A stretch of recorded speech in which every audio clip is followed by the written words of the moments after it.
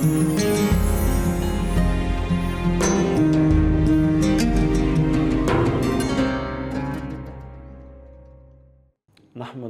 व नुसल्लु व नुसल्लिमु अला सय्यदिना व मौलाना मुहम्मदिन रसूलिहिन नबिय्यिल मकीनिल हनीनिल करीमिर रऊफ़िर रहीम। अम्मा बाद औज़ु बिल्लाहि मिनश शैतानिर रजीम बिस्मिल्लाहिर रहमानिर रहीम।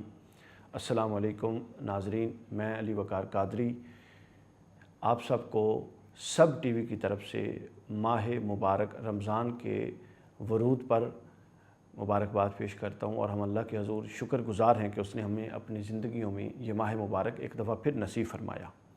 हमारी सहरी इफ्तार दोनों ट्रांसमिशंस कुरान मजीद के उन्वान के साथ मुअन्वन हैं और हमारा उन्वान है कुरान और रमज़ान सब के साथ। ये हमारी ट्रांसमिशन सब टीवी पर आप लोग मुलाहिज़ा करेंगे। हम हर रोज़ कुरान मजीद के एक पारे का ख़ुलासा आप लोगों की खिदमत में पेश करेंगे। देखिए, कुरान रमज़ानुल मुबारक की जो रूह है वो कुरान के साथ जुड़ी हुई है। कुरान मजीद ने रमज़ान का ज़िक्र जितनी दफ़ा किया उसको कुरान के साथ जोड़ कर किया, और उसकी वजह यह है कि ये वो महीना है जिसमें अल्लाह रब्बुल इज़्ज़त ने अपना कलाम और अपनी किताब नाजिल फरमाई। तो अगर कुरान मजीद को इग्नोर कर दिया जाए और कुरान मजीद को साथ पैरेलल ना चलाए रमज़ान में, तो फिर रमज़ान का हकीकी हक़ भी अदा नहीं हो सकता और उसका हकीकी लुत्फ़ भी नहीं लिया जा सकता। और अल्लाह की तरफ से जो अनवार व तजल्लियात कुरान के साथ वाबस्ता इन दिनों में नाजिल हो सकती हैं, उनसे भी महरूम हो जाता है इंसान। इसलिए सब टीवी ने यह एहतमाम किया कि हम कुरान मजीद का हर रोज़ एक पारे का ख़ुलासा आप लोगों की खिदमत में पेश करेंगे।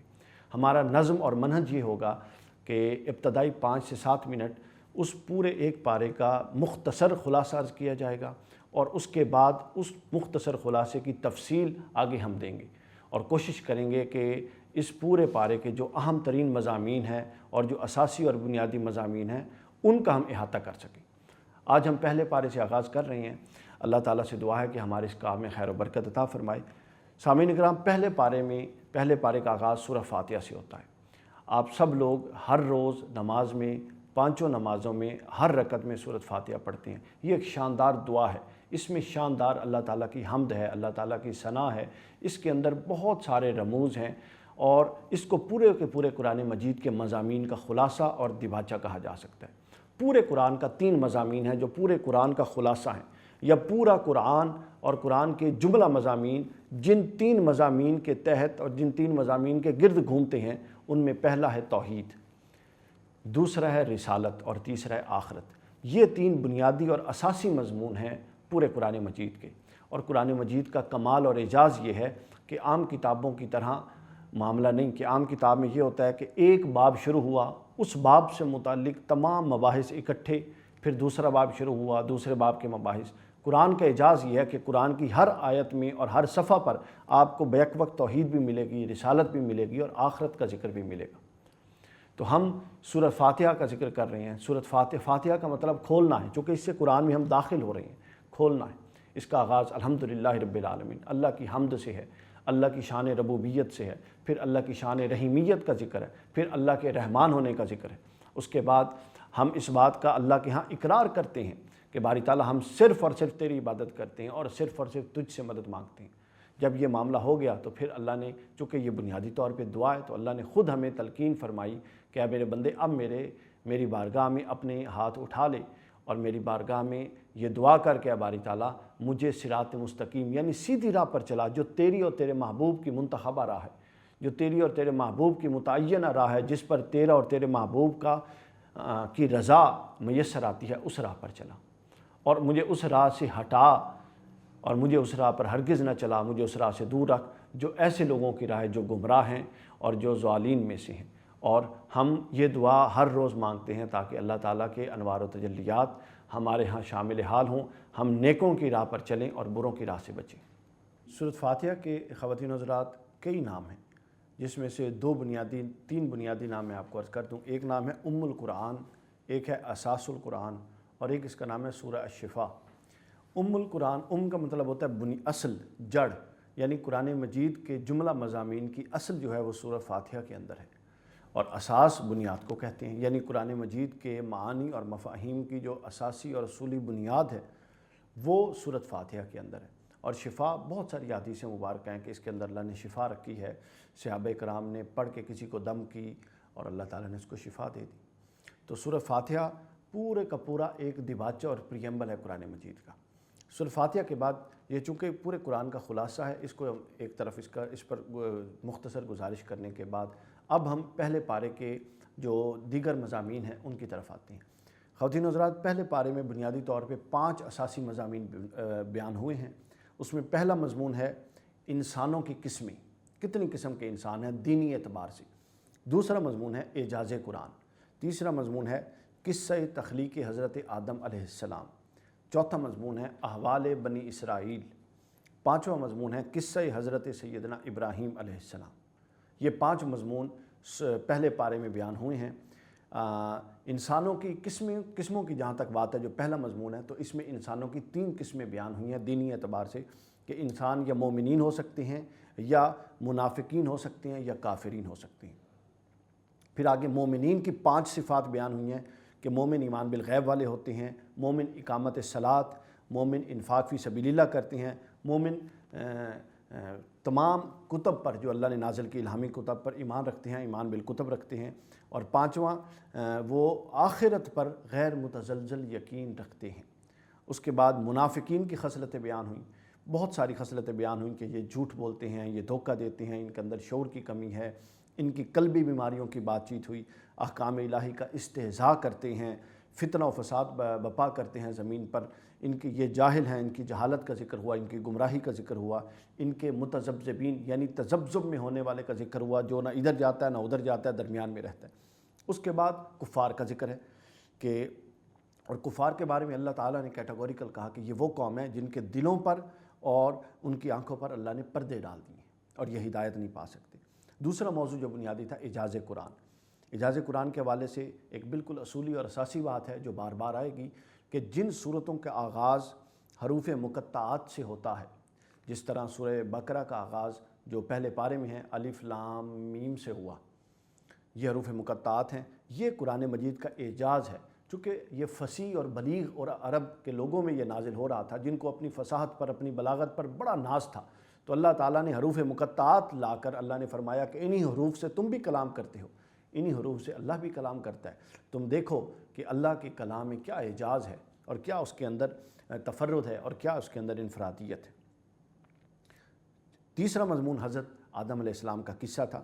حضرت آدم علیہ السلام کو اللہ نے خلیفہ بنایا، اس میں فرشتوں کا حضرت آدم علیہ السلام کی تخلیق کے دوران سوال اٹھانا کہ یہ زمین پر فساد کرے گا، اللہ تعالیٰ کا حضرت آدم علیہ السلام کو علم عطا کرنا، پھر ملائکہ کا اس علم کا اقرار کرنا، پھر اللہ تعالیٰ کا حضرت آدم علیہ السلام کو سجدہ تعظیمی کروانا، شیطان کا سجدہ تعظیمی سے انکار کرنا، پھر شیطان کا مردود ہو جانا، پھر حضرت آدم جنت میں تشریف لے جانا، حضرت آدم اور حضرت حوا کا جنت میں تشریف لے جانا، پھر وہاں سے شیطان کا ان کو بہکانا، اور پھر جنت سے زمین پر تشریف لے آنا اور نبوت و خلافت کا عطا کیا جانا، یہ حضرت آدم علیہ السلام کا تھا۔ اس کے بعد چوتھا مضمون ہے احوال بنی اسرائیل۔ بنی اسرائیل کا کفران نعمت اس میں تفصیل سے زیر بحث آیا پہلے پارے میں کہ اللہ تعالیٰ نے ان پر کون کون سی نعمتیں نازل کی اور انہوں نے ان نعمتوں کے جواب میں کیا رویہ اختیار کیا۔ اور پانچواں جو ہے آخری موضوع ہے پہلے پارے کا، وہ ہے قصہ حضرت سیدنا ابراہیم علیہ السلام کہ حضرت ابراہیم علیہ السلام نے اپنے صاحبزادے حضرت سیدنا اسماعیل علیہ السلام کے ساتھ مل کر کعبۃ اللہ کی تعمیر کی، اور پھر اللہ تعالیٰ نے اس کعبہ کی تعمیر کو قبول کیا، اور حضرت ابراہیم علیہ السلام نے تعمیر کعبہ کی مزدوری میں حضور نبی اکرم تاجدار کائنات صلی اللہ علیہ وآلہ وسلم کو اپنی آل اور اپنی ذریت میں اللہ سے مانگا۔ یہ ایک اساسی مضامین کا جائزہ تھا جو قرآن مجید کے پہلے پارے میں ہے۔ اب ہم اس کی کچھ تفصیل کی طرف جاتے ہیں۔ دیکھیے، سب سے پہلے جو پہلے پارے کا آغاز سورہ بقرہ سے ہم کر رہے ہیں، اس میں 286 آیات ہیں، یہ مدنی صورت ہے، اور مدینہ کے بالکل ہجرت مدینہ کے بعد ابتدائی ابتدائی دور میں یہ صورت نازل ہوئی۔ اس میں جو اس کا نام ہے بقرہ، وہ ایک اس کے اندر موجود واقعہ سے اخذ کیا گیا اور واقعہ کی طرف اشارہ کرتا ہے۔ بقرہ عربی میں گائے کو کہتے ہیں، اور اس میں بنی اسرائیل کی گائے کے ذبح کا واقعہ بالتفصیل آیا ہے۔ واقعہ یہ ہے، اور یہ اس کا پہلا اساسی مضمون ہم اس کو قرار دے سکتے ہیں سورہ بقرہ کا، یہ وجہ تسمیہ بقرہ کی ہم اس کو قرار دے سکتے ہیں کہ بنی اسرائیل کا ایک شخص تھا، نہایت مالدار آدمی تھا، اس کے بھتیجے نے مال کی لالچ میں اس کو قتل کر دیا اور اس کی لاش کو جا کے کسی دوسرے کے دروازے پر ڈال دیا اور اس پر قتل کا الزام لگا دیا۔ جب اس پر قتل کا الزام لگا دیا تو اب مدعی اور مدعا علیہ کے خاندانوں کے درمیان ہاتھا پائی، لڑائی جھگڑا اور ہتھیار اٹھانے اور قتل و غارت تک کی نوبت آ گئی۔ ادھر اللہ تعالیٰ نے حضرت سیدنا موسیٰ علیہ السلام پر وحی نازل کی اور انہیں فرمایا کہ اے کچھ شرائط بتا کے کہ ان شرائط پر مبنی ایک گائے لیں، اس کو ذبح کریں اور اس کا گوشت کا ٹکڑا اس مقتول کو مارے، مقتول زندہ ہوگا اور اپنے قاتل کی نشاندہی کر دے گا۔ اس واقعے کی وجہ سے اس کو سورہ بقرہ کہہ جاتے ہیں۔ اور یہ جو واقعہ بیان ہوا، اس ایک واقعے سے اللہ کا امر ہے، اللہ کئی کام لے لیتا ہے، ایک تیر سے کئی شکار ہو گئے۔ دوسرا اسی کے اندر سے فائدہ یہ ہوا کہ اتفاق سے انہی دنوں بنی اسرائیل کا ایک گروہ مرنے کے بعد جی اٹھنے سے متعلق متذبذب تھا، تو اللہ تعالیٰ نے اس گائے کے ٹکڑا اپنے نبی سے مروا کر ان کے اس تذبذب کو دور کیا کہ دیکھو اللہ کیسے مردوں کو زندہ کرتا ہے۔ اور تیسرا، مفسرین نے اس طرف اشارہ کیا ہے کہ بنی اسرائیل مصریوں کے ساتھ رہ کے گائے سے متعلق ان کے ہاں ایک تقدیس کا عقیدہ آ گیا تھا، گائے کو ذبح کرا کے اللہ نے اس عقیدے پر بھی ضرب لگائی۔ اس کے بعد اگلا جو اہم موضوع ہے وہ ہے قرآن مجید کا اعجاز۔ پہلے بقرہ کا معنی و مفہوم ہم نے بتا دیا اور سورہ کا سورہ بقرہ نام کیوں تھا اور اس کو اس نام سے کیوں عنوان کیا گیا، اس پر بات ہو گئی۔ اب ہم بیان کر رہے ہیں جو دوسرا اساسی موضوع تھا جس کا ہم نے اپنے مختصر جو جائزہ تھا اس میں بھی بیان کیا، قرآن کریم کا معجزاتی بیان، اعجاز، قرآن کریم کی فصاحت، بلاغت، قرآن کریم کے کمال کے کلام کے اندر جو کمالات ہیں اس کا کسی دوسرے کلام کے ساتھ کوئی جوڑ نہیں ہے۔ یہاں پر پہلے پارے کے اس حصے میں، اس ترتیب میں، اس کے 3 اعجازی پہلو اللہ رب العزت نے بیان فرمائے۔ پہلا کہ اللہ رب العزت نے آپ کو اے نبی بے شمار معجزات عطا فرمائے، لا تعداد معجزات، لیکن جو سب سے بڑا اور اعلیٰ معجزہ تھا، جو اللہ نے سب سے بڑا معجزہ اپنے محبوب کو دیا، وہ قرآن مجید علمی معجزہ تھا۔ پہلا تو قرآن کا یہ تفرد بیان ہوا۔ اس کے بعد اللہ رب العزت نے فرمایا کہ قرآن مجید کی جن صورتوں کا آغاز حروف مقطعات سے ہوا ہے، وہاں قرآن مجید کی عظمت، قرآن مجید کی صداقت اور قرآن کی حقانیت کے موضوع زیر بحث آئے۔ یہ اعجاز کا دوسرا پہلو۔ اور قرآن مجید کے اعجاز کا جو تیسرا پہلو یہاں پر خواتین و حضرات زیر بحث آیا، وہ ایک بڑا اہم پہلو ہے کہ عرب کے اندر کچھ لوگوں نے قرآن مجید کو جو اعتراضات کیے، ان میں سے ایک بڑا اعتراض یہ تھا کہ یہ انسانی کاوش ہے، اور انہوں نے کہا کہ محمد رسول اللہ صلی اللہ علیہ وسلم حضور سے منسوب کیا کہ یہ آپ نے خود معاذ اللہ قرآن بنا لیا ہے، یہ اللہ کی طرف سے نازل شدہ نہیں ہے۔ تو اللہ تعالیٰ نے قرآن مجید کے یہ حروف مقطعات اور یہ اعجازی پہلو سامنے لا کے ان تمام اعتراضات کو رد کر دیا اور ایسا چیلنج دیا کہ جس کو آج تک کوئی فصیح و بلیغ پورا نہیں کر سکتا۔ اور بار بار قرآن نے ریپیٹڈلی یہ کہا کہ اگر تم سمجھتے ہو یہ انسانی کاوش ہے تو اس جیسی ایک صورت بنا کے لاؤ، پھر کہا جیسی 10 آیتیں ہی بنا کر لے کر آؤ، لیکن کوئی اس چیلنج کو پورا نہیں کر سکا۔ یہ قرآن مجید کا اعجازی پہلو تھا۔ اس کے بعد انسان کی قسموں کے حوالے سے جس طرح میں نے جائزہ لیتے ہوئے بیان کیا کہ انسان کی 3 اقسام یہاں پر بیان ہوئی ہیں، ایک مومن، ایک منافق اور ایک کافر۔ حیرت کی بات یہ ہے کہ مومن کا بیان 4 آیات میں آیا، اہل ایمان کا بیان، کفار کا بیان 2 آیات میں آیا، اور منافقوں کا بیان 13 آیات میں آیا۔ یہ بڑی غور طلب قرآن مجید کا اسلوب ہے کہ منافقوں کا بیان 13 آیات میں آیا۔ سب سے پہلے جو 3 قسمیں مومن، منافق اور کافر ہیں، ان میں سب سے پہلے مومنوں کا ذکر آیا اور مومنوں کی 5 صفات پہلے پارے میں بیان ہوئی۔ وہ 5 صفات کیا تھیں؟ ایمان بالغیب، یعنی وہ حقائق جو آنکھ سے دیکھے نہیں جا سکتے، کان سے سنے نہیں جا سکتے، یعنی حواس 5 سے ورا ہیں، مومن ان پر ایمان لاتے ہیں، مثلا جنت، مثلا دوزخ، حشر، حساب کتاب، ان کی طرف اشارہ۔ دوسرا یہ آیا کہ اقامت صلاۃ، کہ مومن تمام شروط اور تمام آداب اور تمام تقاضوں کا لحاظ رکھتے ہوئے نماز قائم کرتا ہے۔ تیسری جو مومن کی یہاں پر صفت بیان ہوئی اور مومن کی خوبی بیان ہوئی وہ ہے ادائے زکوٰۃ، کہ مومن اپنے مال سے اللہ کی راہ میں زکوٰۃ دیتا ہے۔ زکوٰۃ اور نماز کا ذکر خواتین و حضرات یہ بار بار اکٹھا آیا قرآن مجید میں، اس میں بڑی شاندار ایک بڑی خوبصورت حکمت ہے۔ وجہ یہ ہے کہ جو نماز ہے یہ اللہ کا حق ہے اور جو زکوٰۃ ہے یہ بندوں کے لیے ہے۔ تو اللہ چاہتا یہ ہے اور پیغام یہ دینا چاہتا ہے کہ ہم اللہ کے حقوق بھی پورے کریں اور اس کے پیرالل بندوں کے حقوق بھی پورے کریں، نہ اللہ کے حقوق سے روگردانی کریں نہ بندوں کے حقوق سے روگردانی کریں۔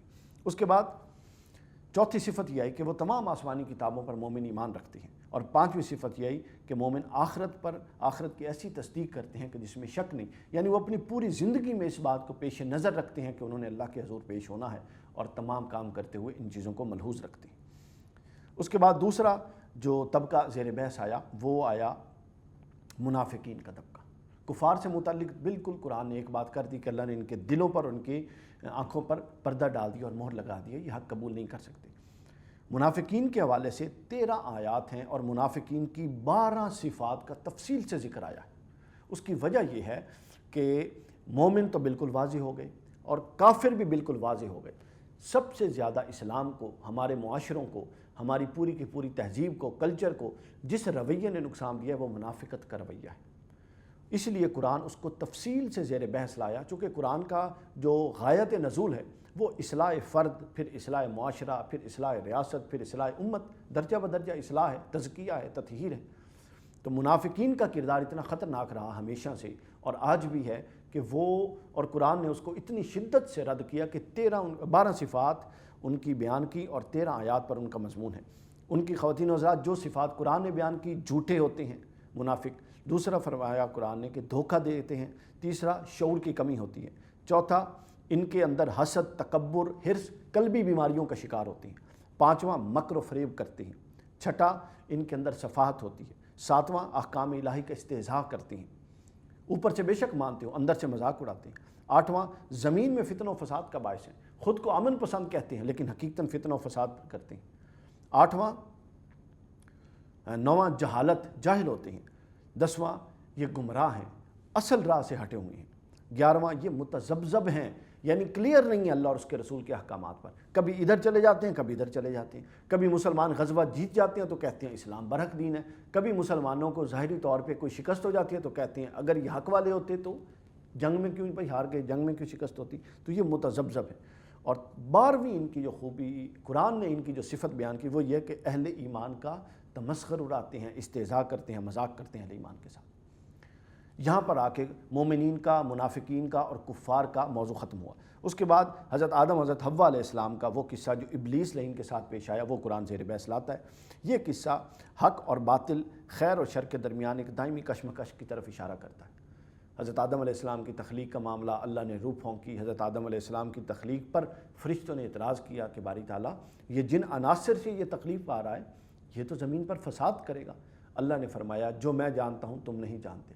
پھر اللہ نے حضرت آدم علیہ السلام کو علم سے مزین کیا اور جو کچھ اللہ کی منشا تھی اللہ نے حضرت آدم علیہ السلام کو سکھا دیا، اور پھر حضرت آدم کو فرشتوں پر پیش کیا اور فرشتوں سے پوچھا کہ بتاؤ ان اشیاء کے نام۔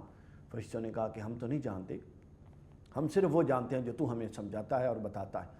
حضرت آدم سے پوچھا گیا تو حضرت آدم نے تمام چیزوں کے نام بتا دیے۔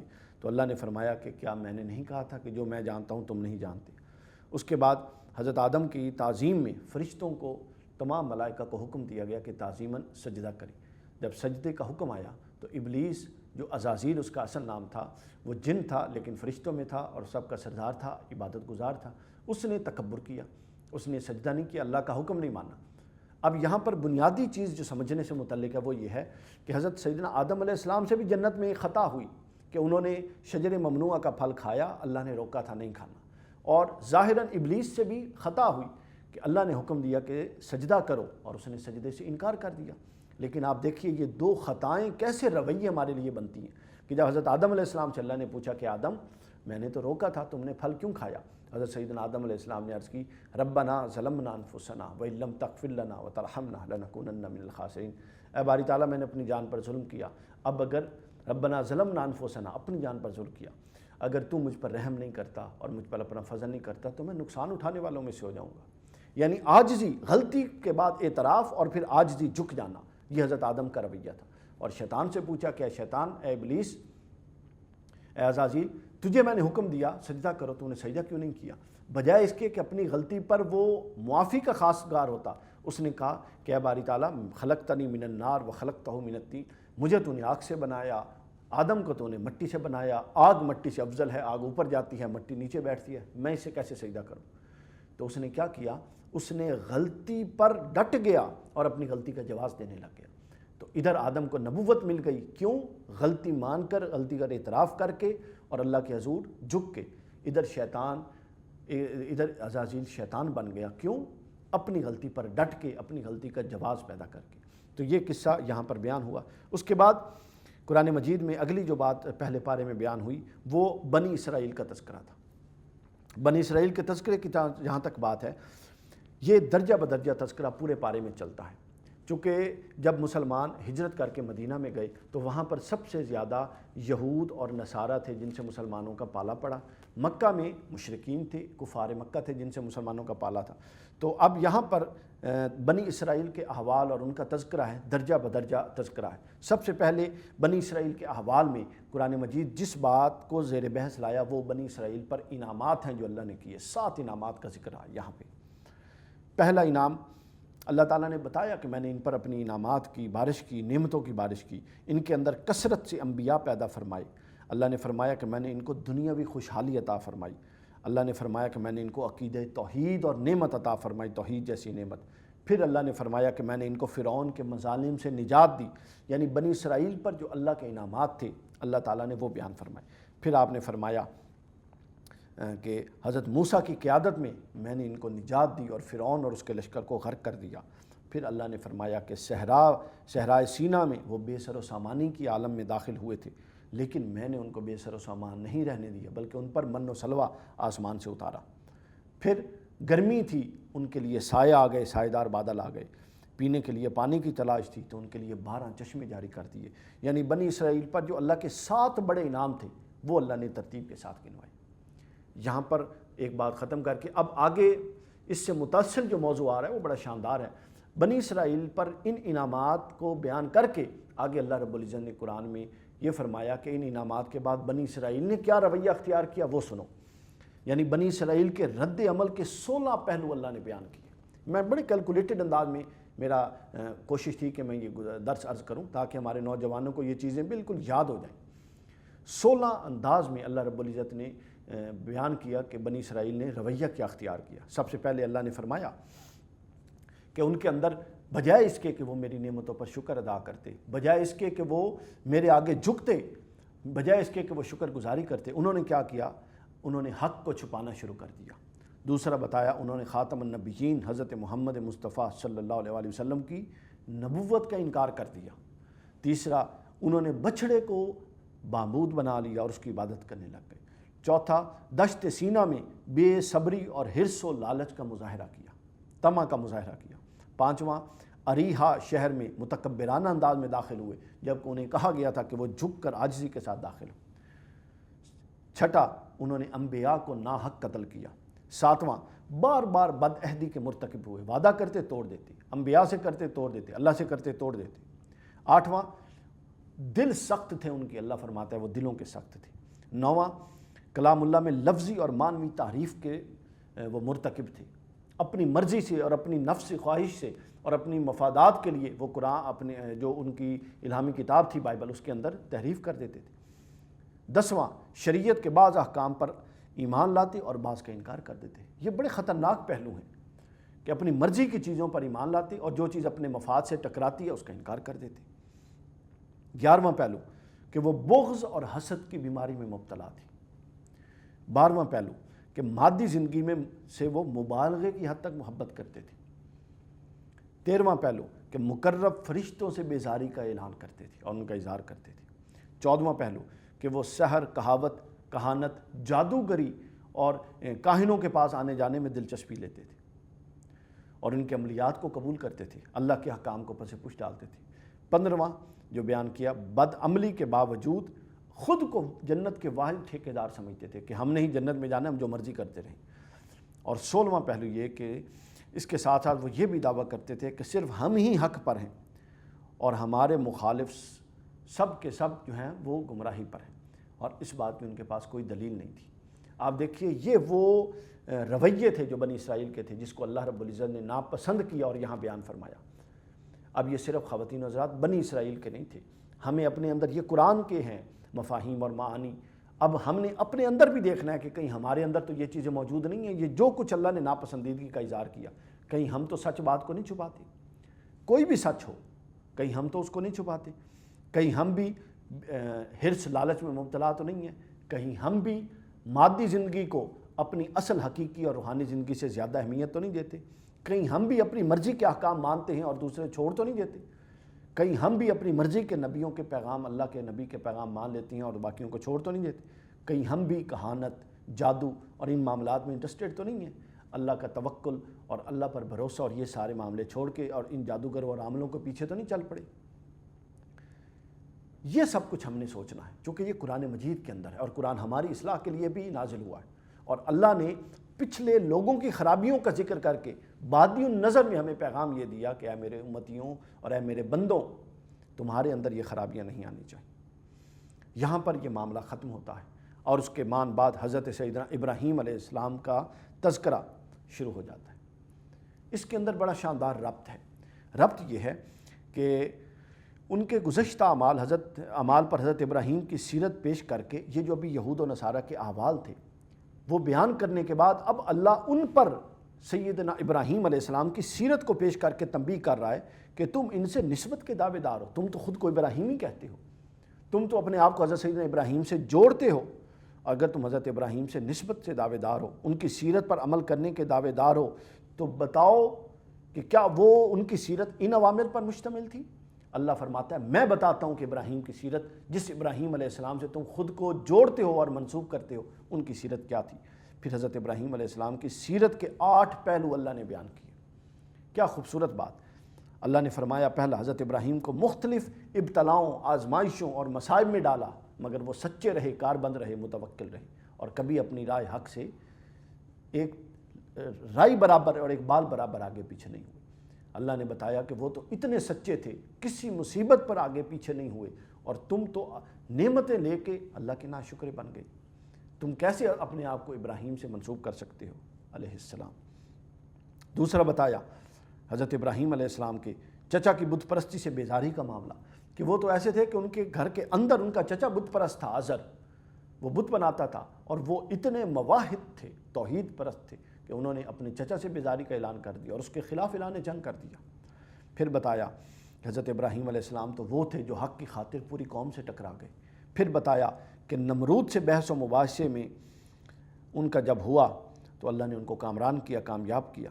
آگے 5واں پہلو بتایا کہ وہ اتنے اللہ پر بھروسہ کرنے والے تھے کہ اللہ کے نام پر ان کو آگ میں ڈالا گیا اور انہوں نے اس آگ میں جانا قبول کر لیا، مگر اپنے جو موقف تھا، حق موقف، اس سے دستبردار نہیں ہوئے۔ چھٹا یہ بتایا کہ ان کو وطن سے ہجرت کا کہا گیا، وہ بلا چون و چرا وطن سے اللہ کے حکم پر ہجرت کر گئی۔ پھر 7واں پہلو یہ بتایا کہ بیوی اور بچے کو بے آب و گیاہ وادی میں چھوڑنے کا حکم دیا گیا مکہ میں۔ حضرت اسماعیل علیہ السلام اور حضرت سیدہ ہاجرہ سلام اللہ علیہا، ان کو چھوڑنے کا حکم دیا گیا تو وہ چھوڑ کر آ گئے، انہوں نے کوئی لیت و لال سے کام نہیں لیا۔ اور 8واں پہلو یہ بیان ہوا کہ ان کو سب سے بڑی آزمائش ان پر یہ کہ ان کے لخت جگر کو اپنے ہاتھوں سے ذبح کرنے کا حکم دیا، انہوں نے اس میں بھی کوئی لیت و لال سے کام نہیں لیا اور اللہ کے حکم پہ اپنے بیٹے کو ذبح کر دیا۔ حضرت سیدنا ابراہیم علیہ السلام کی یہ سیرت اور یہ ثابت قدمی پوری کی پوری بیان کر کے پھر آگے فرمائی کہ پھر ہم نے اس ابراہیم کی وجہ سے جو برکات دی وہ کیا دی، کہ ہم نے شہر مکہ کو پرامن کر دیا، اور ہم نے جو شقی احمق اور خواہشات کا غلام تھا، اللہ نے فرمایا کہ صرف یہ شخص جو احمق ہو، جو خواہشات کا غلام ہو، ابراہیم کی اعلیٰ سیرت سے صرف یہ شخص روگردانی کر سکتا ہے۔ کوئی سمجھدار، عقل مند اور باشعور بندہ ابراہیم علیہ السلام کی سیرت سے روگردانی نہیں کر سکتا۔ اور اے یہود، تم اپنے آپ کو کیا سمجھتے ہو؟ تم کس یہود و نصارہ تم کس غلط فہمی کا شکار ہو کہ تمہارا کردار تو یہ ہو جو بیان کیا جا رہا ہے، تمہارا کردار تو یہ ہو کہ جس کے اندر بے شمار عیوب ہیں، اور ایک طرف تمہارا کردار یہ ہو، دوسری طرف تمہارا ڈھونگ یہ ہو کہ تم اپنے آپ کو حضرت سیدنا ابراہیم علیہ السلام سے منسوب کرو اور خود کو ابراہیم سے منسوب کرو۔ پھر اللہ نے ان کے سامنے جب ابراہیم علیہ السلام کی پوری سیرت، حضرت سیدنا ابراہیم علیہ السلام کا پورا کردار رکھا، اس کے بعد آخر پہ پھر کیا ہوا؟ پہلے بنی اسرائیل کے انعامات کا ذکر، بنی اسرائیل کے انعامات کے بعد حضرت اللہ تعالیٰ نے بنی اسرائیل کے اس ناشکری والے رویے کا ذکر کیا، 16 نکات کا۔ اس کے بعد ان کے رویے کا ذکر کر کے ان کے سامنے حضرت ابراہیم علیہ السلام کی سیرت کا پورا خاکہ پیش کر دیا کہ جن سے تم منسوب کرتے ہو خود کو، وہ تو ایسے تھے، وہ تو ایسے تھے۔ یہ سارا بیان کر کے اب پھر حضور علیہ الصلوۃ والسلام کو حکم دیا کہ آپ پھر ان کے سامنے دوبارہ ایمان کی دعوت کو رکھیں، یعنی جو ناشکرے ہو گئے تھے ابراہیم علیہ السلام کی سیرت بیان کر کے آپ ان کو دوبارہ ایمان کی اور دین کی دعوت دیں۔ ہو سکتا ہے یہ اس طرف رجوع کر جائیں، ہو سکتا ہے یہ دوبارہ اللہ کے دین کی طرف پلٹ آئیں، اور ہو سکتا ہے یہ دوبارہ اللہ کے دین کو ماننے والے بن جائیں۔ اور حضور نبی اکرم صلی اللہ علیہ وسلم نے ان کو پھر دعوت دی، اور دعوت کی بنیاد ابراہیم علیہ السلام کی سیرت کو بنایا، اور کہا کہ ابراہیم علیہ السلام حنیف تھے، یکسو تھے، صرف اللہ کی طرف متوجہ رہنے والے تھے، متوکل الی اللہ تھے۔ تم اگر ابراہیم کے ساتھ خود کو منسوب کرتے ہو تو یہ ساری ناشکریاں، یہ ساری نافرمانیاں، یہ سارے کذب جو تم نے اپنے دین کے بارے میں، یہ سارے نافرمانیاں جو اکٹھی کر رکھی ہیں، یہ ساری کتاب اللہ کے ساتھ جو استہزاء اور مذاق کر رکھا ہے کہ اپنی مرضی کا مانتے ہو اور اپنی مرضی کا انکار کر دیتے ہو۔ اللہ نے فرمایا کہ ان سب سے دور ہو جاؤ اور دین ابراہیم قبول کر لو۔ اگر تم واقعی اپنے قول اور اپنے فعل میں سچے ہو تو دین ابراہیم قبول کر لو۔ یہ خلاصہ تھا پورے کا پورے پہلے پارے کا۔ اب اس پورے پہلے پارے کے روشنی میں ہم نے اپنے آپ کو، اپنے معاشرے کو، جہاں ہم رہتے ہیں وہاں اس کو پوری تفصیل سے دیکھنے کی ضرورت ہے۔ یعنی ہم نے اب تک ان پورے جو بنیادی مضامین تھے ہم ان سے گزر آئے، اب ہم نے یہ دیکھنا ہے کہ اب ہمیں کیا کرنا ہے، ان سے ہمیں کیا روشنی ملتی ہے، ان سے ہمیں کیا سبق ملتا ہے، ان سے ہمارے ہاں کون سے تطہیر کے پہلو ہیں جن کو ہمیں تطہیر کرنے کی ضرورت ہے، جن کو ٹھیک کرنے کی ضرورت ہے۔ ایک بات سامعین کرام یاد کرنے کی ہے اور غور کرنے کی ہے کہ قرآن مجید ایسی کتاب نہیں ہے کہ اس کو ڈرائنگ روم میں بیٹھ کے ہم پڑھ لیں اور پڑھنے کے بعد ہم اس کو بند کر کے رکھ دیں اور ہم کہیں جی ہم نے پورا قرآن کا حق ادا کر دیا۔ یہ ایسی کتاب نہیں ہے، بلکہ یہ وہ کتاب ہے جو ہر سطر پر، ہر آیت پر، ہر رکوع پر، ہر سورت پر ہم سے اور ہر موڑ پر ہم سے بدلنے کا تقاضا کرتی ہے۔ یعنی جب قرآن میں حکم آیا کہ یہود و نصارہ جھوٹ بولتے تھے، اے مومنو تم جھوٹ نہ بولو، تو ہمیں رک کر یہ دیکھنا ہے کہ کہیں ہم جھوٹ تو نہیں بولتے۔ اپنے دفتر میں، اپنی جاب میں، اپنے بزنس میں، اپنے ماں باپ کے ساتھ، اپنے اہل و عیال کے ساتھ، جہاں بھی ہم معلوم کہ ہم جھوٹ تو نہیں بولتے۔ اگر ہم جھوٹ بولتے ہیں اور ہم قرآن پڑھ کے گزر رہے ہیں تو پھر سمجھ لیں کہ قرآن پڑھنے کا اور قرآن کے الفاظ کا ثواب تو مل رہا ہے، اس میں شک نہیں ہے، لیکن جو قرآن کے نزول کا مقصد تھا تطہیر انسانیت وہ نہیں ہو رہا۔ قرآن کہتا ہے کہ چغلی نہ کھائیں۔ اگر ہم غیبت اور چغلی کے اندر انوالو ہیں تو سمجھ لیں کہ الفاظ کا ثواب تو ہمیں مل رہا ہے، لیکن جس مقصد کے لیے اللہ کے رسول پر اللہ نے قرآن بھیجا تھا اور حضور نے ہمیں دیا تھا کہ اپنی امت کی تطہیر اور اصلاح کر لیں، ہم وہ مقصد پورا نہیں کر رہے۔ اگر ہم دوسروں کا استہزاء کرتے ہیں، مذاق اڑاتے ہیں، تو سمجھ لیں کہ جس مقصد کے لیے قرآن آیا تھا ہم ابھی اس مقصد کے قریب سے نہیں پھٹک رہے۔ اگر ہم اپنی مرضی کی کچھ چیزوں کو مان لیتے ہیں اور اپنی مرضی کی چیزوں کو ٹھکرا دیتے ہیں، یعنی جس دین کی بات کو ماننے سے کوئی نقصان نہیں ہے، کوئی نفس کشی نہیں ہوتی، کوئی دل کی بات مارنی نہیں پڑتی، دل کی خواہشات مارنی نہیں پڑتی، اس کو تو ہم بڑے کھلے دل سے مان لیتے ہیں۔ اور جس سے ہمیں کچھ قربانی دینی پڑتی ہے، سیکریفائز کرنا پڑتا ہے، اپنی خواہشات کو خود روندنا پڑتا ہے، ان پر پاؤں دینا پڑتا ہے، دبانا پڑتا ہے، اس سے ہم کوئی تعویل اور کوئی نکال کے چور دروازہ نکل جاتے ہیں۔ اگر ہمارا یہ رویہ ہے تو سمجھ لیں کہ اس پورے پہلے پارے کے خلاصے کی روشنی میں ہمارا شمار منافقین والی صفات میں ہوتا ہے۔ اور منافقین سے متعلق قرآن کا فیصلہ ان المنافقین فی الدرک اسفل من النار، منافق جہنم کے آخری گڑھے میں، آخری درجے میں۔ تو سمجھنے کی بات یہ ہے کہ یہ جو قرآن ماہ رمضان ہے، یہ ماہ قرآن ہے اور قرآن کے ساتھ جڑ کے یہ آیا ہے، اور اسی میں اللہ نے قرآن کو نازل کیا ہے۔ اور قرآن کیوں نازل ہوا ہے؟